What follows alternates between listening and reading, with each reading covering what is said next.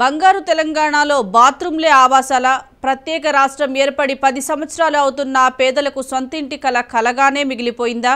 నాగర్ కర్నూల్ నియోజకవర్గంలోని గ్రామాలను చూస్తే అలాగే అనిపిస్తోంది. బిజినేపల్లి మండలం వట్టెం గ్రామంలో దళితవాడలో 200 మట్టి గృహాలు ఉండగా అందులో దళిత సామాజిక వర్గానికి చెందిన వారే ఎక్కువగా ఉన్నారు. కొన్ని ఇళ్లు వర్షానికి కూలిపోగా కొంతమంది బాత్రూంలలో జీవనం సాగిస్తున్నారు.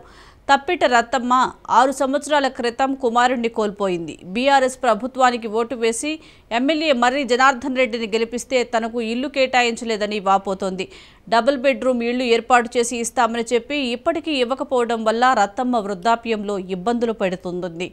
బాత్రూంలోనే వంట చేసుకుంటూ అందులోనే ఉంటుంది. దీనికి సంబంధించి మరింత సమాచారం మా ప్రతినిధి సాగర్ అందిస్తారు.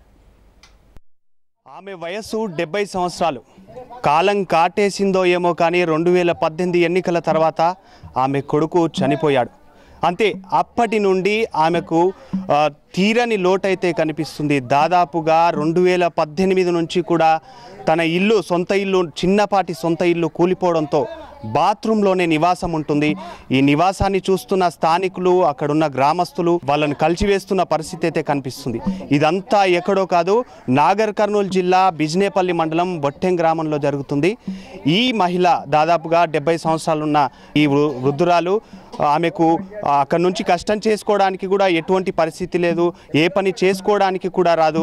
ఈ వయసులో ఆమె బాత్రూంలోనే రోజువారీగా బాత్రూంలోనే తింటూ బాత్రూంలోనే పడుకుంటూ బాత్రూంలోనే వంట చేసుకుంటూ ఉంటుంది.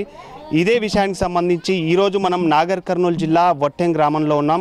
ఈ వృద్ధురాలు మనతో పాటు ఉన్నారు. ఈరోజు ఆమె పరిస్థితి, ఆమె దీనగాథ అడిగి తెలుసుకుందాం. అమ్మ చెప్పండి, 2018 నుంచి కూడా స్థానికులు అయితే చెప్తున్నారు ఇదే చిన్న బాత్రూంలోనే మీరు నివాసం ఉంటున్నారని కూడా చెప్తున్నారు. అయితే మీ పరిస్థితి ఇంతవరకు కూడా మీ పరిస్థితి ఎలాగుంది అంటే ఇక్కడ ఉన్న స్థానికులు కానీ స్థానిక ప్రజాప్రతినిధులు కానీ మీ ఉన్న ఎమ్మెల్యే కానీ మీకు ఇంతవరకు డబుల్ బెడ్రూమ్ ఇస్తా లేకపోతే వేరే ఏమైనా హామీలు ఇచ్చారా ఇప్పుడు వరకు? అందరు అన్నారు, ఎవరు లేదు సారు. మొత్తం డబుల్ బెడ్ రేకులు ఉన్నవి కూలిపోతుందంట అని తిరిగిండ్రు మస్తు పొడలు దింపుకోపోయినరు, రాసుకోపోయినరు, అంతా తిప్పిండ్రు. మన కాగితాలు కూడా పేరు రాసి ఇచ్చి వచ్చినాం. ఏది లేదు సార్ నాకు. అమ్మ మీరు ఒక్కరేనా? మీకు మీ ఫ్యామిలీలో మీ కొడుకు చనిపోయాడంట, మీరు ఒక్కరే ఉన్నారు? నేను ఒక్కదాన్ని సారు, నేను దిక్కు దీపం లేని దాన్ని. అంటే ఇప్పుడు నువ్వు ఏం కావాలని కోరుకుంటున్నావు అమ్మా? డబుల్ బెడ్రూమ్ ఇవ్వాలంటున్నావా? అంతే సార్ నాకు. అయితే ఇప్పుడు రాత్రిపూట ఇక్కడనే పడుకుంటున్నావు అమ్మా? ఈ చిన్న బాత్రూమ్ ఉంది, బాత్రూమ్ అయితే చూస్తున్నాం. ఈ లోకాన్ని మొత్తం అడుగు ఇక్కడనే వండుతావా? ఇంట్లోనే వంట. అంటే రాత్రిపూట అంటే వర్షాకాలం, ఎండాకాలం, చలికాలం? ఎండాకాలం అయినా వర్షాకాలం అయినా గిన్నె మీద గుడిచినా కానీ అందులోనే ముదురుకుంటున్నా, ఎక్కడ పోతలేను. దోమలు, తేళ్ళు, ఏమి కలిస్తా నేను చచ్చిన సరే నా ఏం చేస్తాను, నేను ఎవరిని పట్టుకొని మాట్లాడదాన్ని అన్ననే వండుకుంటున్నా సార్ నేను నా సత్యంగా. అమ్మ ఇది ఈ బాత్రూమ్ అంటే అప్పట్లో కేంద్ర ప్రభుత్వం ఇచ్చిన నిధులతోనే కట్టుకున్నారా లేకపోతే మీ సొంత? ఇచ్చిండ్రు, కట్టుకున్నా. నా కొడుకున్నప్పుడే కట్టుకున్నా. నా కొడుకు కట్టి చనిపోయిండు. ఇది అంటే మీరు 3-4 సార్లు కూడా ఆయనని ఎమ్మెల్యేని ఇట్లా మీ స్థానికులో ఉన్న సర్పంచ్ను అట్లా కలిసిండ్రా? ఇంతకు మస్తు సర్పంచ్ రాదు బిడ్డ, ఇప్పుడే రాలే బాధ్యత అని బాధ్యత చేసుకొచ్చిండు సర్పంచ్. ఇట్లనే అంటే ఎప్పటి నుంచి ఉంటున్నావు అమ్మా ఈ బాత్రూంలో? 5 సంవత్సరాలు ఆయన కొడుకు చచ్చిపోయి. 5 సంవత్సరాల నుంచి ఇదే పరిస్థితి నాది, ఇదే కథ. 5 సంవత్సరాలు ఇల్లే ఇల్లు గురించి నా కొడుకు తెచ్చిన నెలకే ఇల్లు గురించి. ఇప్పుడు మనం చూస్తున్నాం కదమ్మా, అయితే చిన్నగా ఉంది బాత్రూమ్, అంతా కూడా చిన్నగా ఉంది, పడుకునికే కూడా జాగలేదు. ముదురుకోలే సార్, ఇవన్నీ దెబ్బలే ఇట్లా లేవనిక పోతే బాత్రూంలో తలుగుతున్నాయి. ఇట్లా మూతనానికి లేస్తాం కదా, ఇట్లా లేవనికి పోతే కూడా ఇది తలుగుతున్నాయి. లేవనికి కూడా చేత కాదు సార్, అట్లా అయింది, తలుగుతున్నాయి కదా. చూడడానికే అంటే మేము చూస్తుంటేనే చాలా బాధగా ఉందమ్మా. అంటే ఇప్పుడు వరకు కూడా ఎవరు కూడా మీకు స్పందించి ఈ డబుల్ బెడ్రూమ్ ఇస్తాము ఇట్లా అని చెప్పిన దాఖలాలు అయితే లేవు అంటున్నారు. లేరు. ఒక్క పిల్లలు అంటున్నారు కానీ ఎవరు నన్ను ఇంతేసి గిట్లా ఉంచు అన్నట్టు లేదు. ఇందులోనే స్నానం, ఇందులోనే పడుకున్నాం, ఇందులోనే అన్ని చేస్తున్నారు అంత. ఇలా ఓ పక్క ఇది అటు సైడు లెట్రిన్ కి సంబంధించిన కుండి కూడా ఉన్నట్టుంది, అక్కడనే సిలిండర్ పెట్టినాం.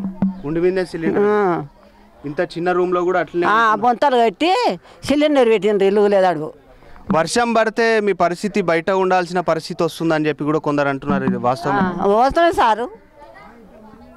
వర్షం వస్తే ఎక్కడికి వెళ్తారు? అన్న ముదురుకుంటా సార్. నేను ఎవరింటికి కొను, సచిన సరే బతికినా సరే ఎవరు రానిస్తారు సారు. అయితే మొత్తానికైతే ఇప్పుడు ప్రభుత్వం నుంచి డబుల్ బెడ్రూమ్ ఇస్తే చాలు, నేను ఆ డబుల్ బెడ్రూమ్లోనే ఉంటానంటున్నారు కదా, అంతవరకే. అమ్మ మీరు కూడా చెప్పండి, అంటే మీ పరిస్థితి కూడా ఇలాగనే ఉందని చెప్పేసి కూడా చెప్తున్నారు. మీరు కూడా ఇదే కాలనీకి చెందిన వాళ్ళుగా కూడా చెప్తున్నారు, మీకు కూడా డబుల్ బెడ్రూమ్ లేదు, చిన్న రేకుల రూమ్లోనే మీరైతే సావాసం చేస్తున్నారు, అక్కడనే నివాసం ఉంటున్నారని కూడా స్థానికులు అయితే చెప్తున్నారు. అది ఏందమ్మా, ఏంది పరిస్థితి? అంటే డబుల్ బెడ్రూమ్కి అప్లికేషన్ చేసుకున్నారా? ఈ మధ్య కాలంలో కూడా ఇళ్ల స్థలం ఉంటే గృహలక్ష్మి పథకం కింద 3 లక్షలు ఇస్తామంటూ కూడా ప్రభుత్వం అయితే చెప్తుంది. మీరు అప్లికేషన్ పెట్టుకున్నారా? ఈ డబుల్ బెడ్రూమ్ కానివ్వండి, తర్వాత గృహలక్ష్మి పథకం కానివ్వండి, అప్లికేషన్ పెట్టుకున్నారా? పెట్టుకున్నాం కానీ ఇస్తామని వెళ్ళే సార్ రాసుకోపోయాను. కానీ ఇంకా ఇస్తామమ్మా కట్టుకో, మనం మూసి కట్టుకో అంటే గుడిసి పడితే ఇంత పొడుగు వచ్చింది. వస్తే భయపడి ఇంక ఇప్పి మనం మూసి ఆ రూమ్ కట్టుకున్నా సారు. ఇంకా పురుగు పూసి అయితే ఇంత పొడుగు అయితే కట్టుకున్నా, ఇక దేశం పోయి కట్టుకున్నా సారు. గుడిసెనే ఉన్నది, గిట్టనే ఉన్నది. ఒక్క పిల్లగాడు ఒక్కదాన్నే ఉండదు, ఎవరు లేరు. నేను దిక్కులేదు దాన్ని, నేను ఒక్కదాన్నే ఉండ సారు. కొడుకు వర్షం పడితే ఏందమ్మా పరిస్థితి? చలికి వానకు అదే రూమ్ లో ఉండాలా? ఆ రూమ్లో ఉంటున్నా, లైట్ లేదు గీటి లేదు, అదే రూమ్లో అనుకుంటున్నా. కరెంటు కూడా పెట్టుకోలేరా అమ్మా మీరు? కరెంటు కూడా లేదా? వేసుకోలేదు సార్. ఇంకెవరు వేస్తారు? దిక్కులేదు దానికి. కొడుకు చచ్చిపోయా, బిడ్డ చచ్చిపోయా, మగ చచ్చిపోయా, ఎవరు వేస్తారు? పాలేడు వేస్తా, ఎవరు వేస్తారు?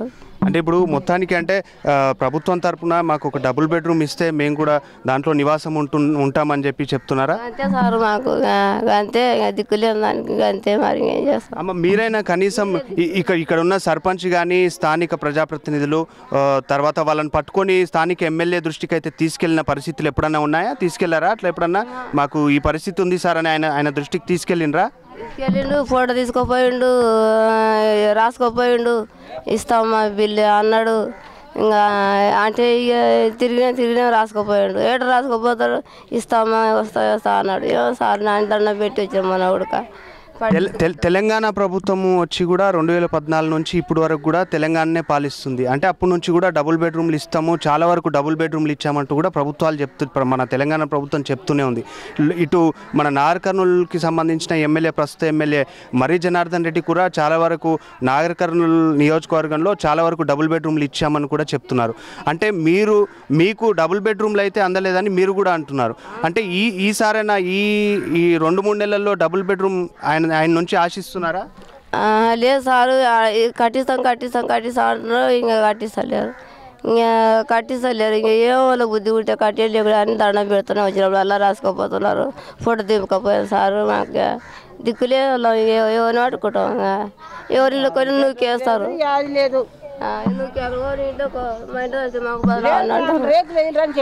మా ఇంట్లో అంతే మాకు బదలాం సార్. చాలా నీళ్ళు పోయి పడుకోవాలి, కరెంట్ ఉడకలేదు సార్. చుట్టుపక్కల కూడా వర్షం పడితే బయటికి రానియరు. ఇల్లు ముసుకొని పండుకపో అని అంటారు, దొబ్బేస్తారు. అమ్మ ఇదంతా పరిస్థితి చూస్తే అంటే ఇప్పుడు మీకు స్థానిక ఎమ్మెల్యే చూసి మీ పరిస్థితిని చూసి న్యాయం చేయాలంటూ కూడా మీరు కోరుతున్నారు, అంతేనా? అంతే సారు.